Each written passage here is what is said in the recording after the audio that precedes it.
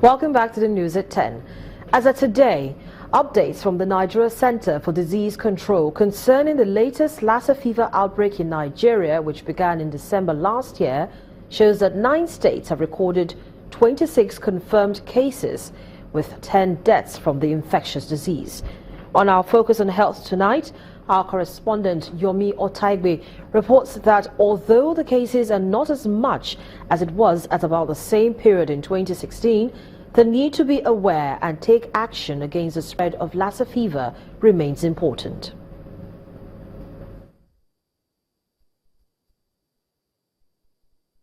Welcome to my world.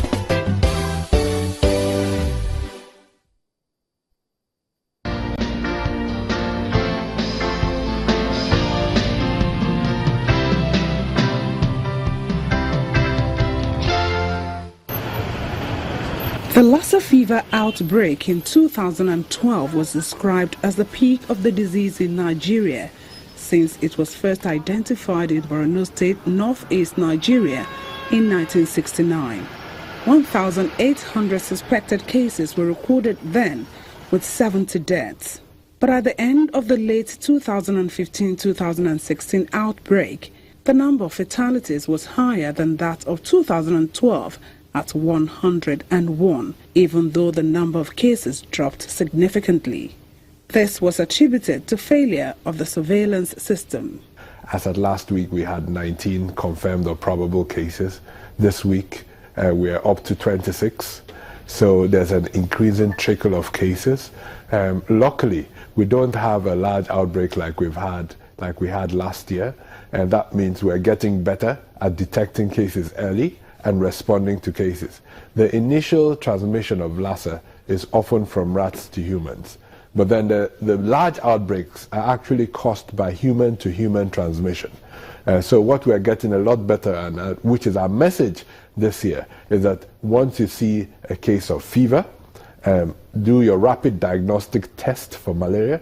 If that patient is not getting better, don't continue treating and looking. You have to start thinking about other options, other causes of fever, and one of those during the dry season is Lassa. Indeed, for everyone in every part of Nigeria, Lassa fever awareness and control should be a public health duty. These days, we will advise you to keep your gari in a very good containers, covered containers. When the rodents get in touch with human food items like the grains, and it excretes there, and some of these, when they even dry up, through inhalation, a man can get this virus, or by ingestion of these contaminated food items. If you have holes through which rodents can come into the house, make sure you block everything. And then personal hygiene. And then when you say personal hygiene, make sure you wash your hands. At the same time, food hygiene. And we keep our grains in a place where rats cannot easily have access to them. While avoiding rat-to-human contact is important, the transmission of the disease from person to person must also be curbed. The most important point about management of Lassa is around the use of what we call universal precautions. Now, these are gloves, face masks in treating. In Sierra Leone, the awareness of Lassa is so high that people actually use gloves at home. And we are actually saying that in Nigeria, we need to actually start using it in hospitals. Now, this might seem like a no-brainer, but the truth is that we are not doing enough of it. So we are very careless generally in many of our clinical settings when patients come in not to use gloves, and then we wait for a diagnosis of Lassa to happen, and then we start looking for gloves. Then, just like in Sierra Leone, we should also start increasing awareness among Nigerians to use it in our homes.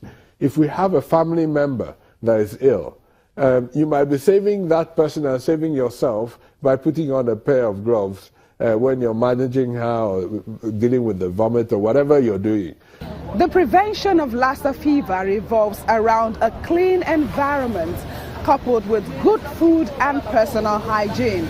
Also, nipping the virus in the bud means knowing the symptoms of the disease and reporting same to the health center. Yomi Otaigbe reporting for Channels Television News.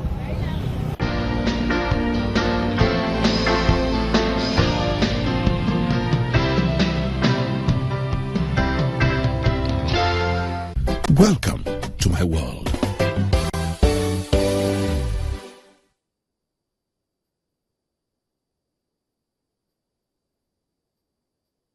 From health, let's talk business. Following the passage of the 2017-2019 Medium-Term Expenditure Framework document on Wednesday, the federal legislature is now set to debate and prepare the 2017 budget. With acute foreign exchange shortfalls, rise in inflation still persistent, along with projections of an economic rebound in 2017, Channels television correspondent Ajuri Ngalale takes a look at some of the concerns of Nigerians over the current budget process. It is a scorching hot day at Abuja's Wuse market. The stalls are brimming with goods, but many are low on patronage.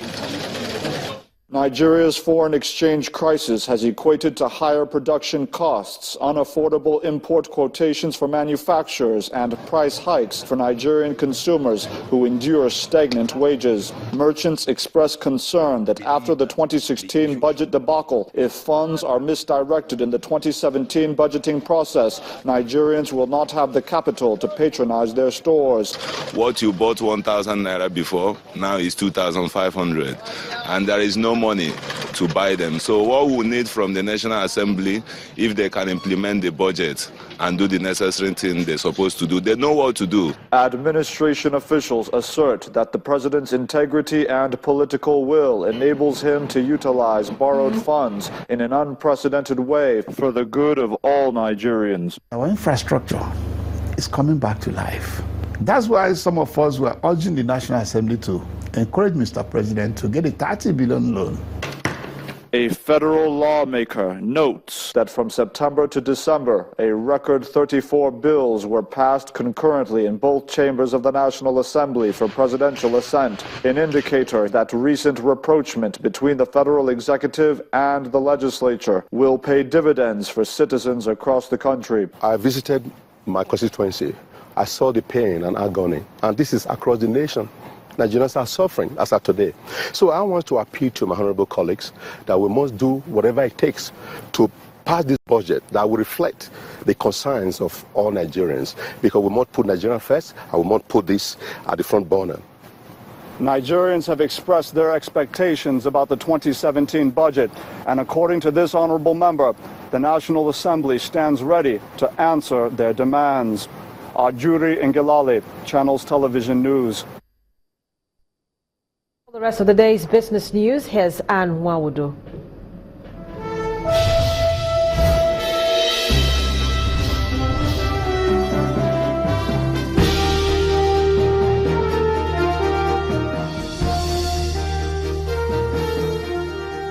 Thanks a lot, Harriet. Welcome to Business News. The Monetary Policy Committee of the Central Bank of Nigeria will hold its first rate-setting meeting for the year on the 23rd and the 24th of January 2017. At the two-day meeting, market watchers expect the committee to hold rates at current levels, as a cut may lead to further depreciation in the value of the naira. Analysts at FSDH Merchant Bank believe the consumer inflation rate is likely to increase in January. Therefore, a rate cut will be counterproductive. In its final meeting for 2016, the committee retained all key indicators, with the monetary policy rate at 14%, cash reserve ratio at 22.5%, and the liquidity ratio at 30%.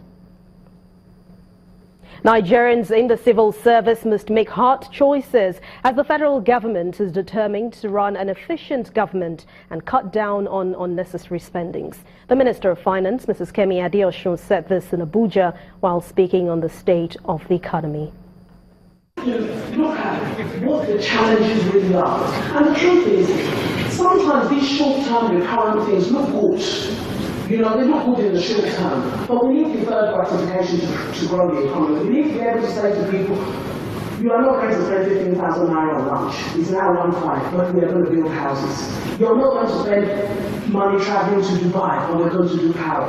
That's the choice Nigeria faces. So as things improve, if we can continue with this discipline and this focus on investment, then we can grow. Then the vision that the chairman outlined, that was outlined in 1970 and repeated and maybe abandoned, can become a reality. But we have to pay the price.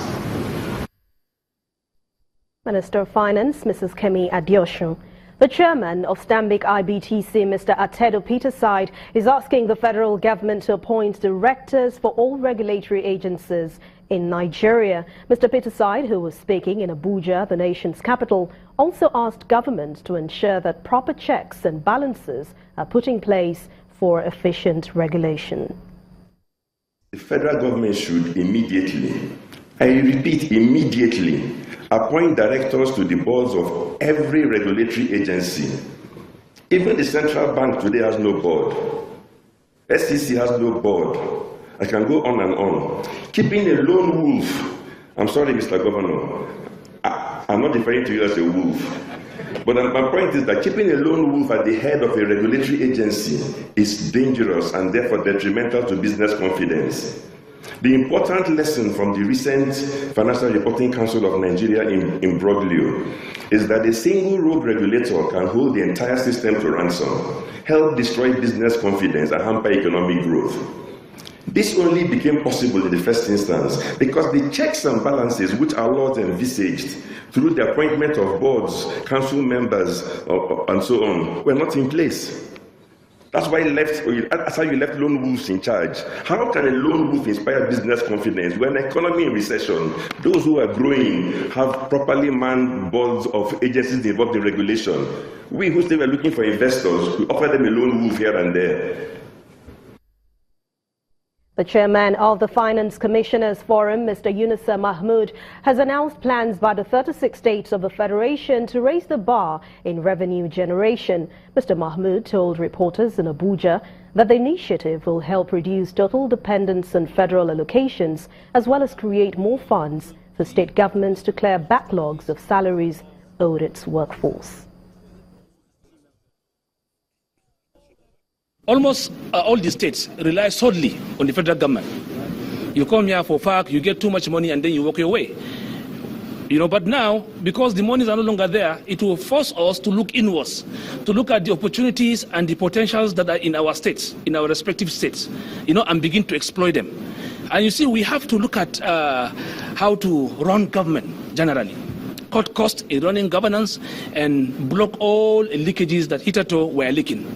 You understand? People are not paying taxes. A lot of taxes, people are underpaying taxes. A lot of even tax uphead that I did not even know. But we are now, this problem has forced us to look inward and see how we can be able to reposition our respective board for internal revenue, restructure them to fit into the realities of the economy as it is now. And revenue sustainability and financial independence of state. We can do that if we have some state, a lot of states are blessed in agriculture. If we look at the agriculture aspect sector and develop models that can be able to produce more food, it will generate employment and it will generate trades, and investment. Thanks for watching Business News Tonight. Have a profitable week ahead. I'm Anne Oawode.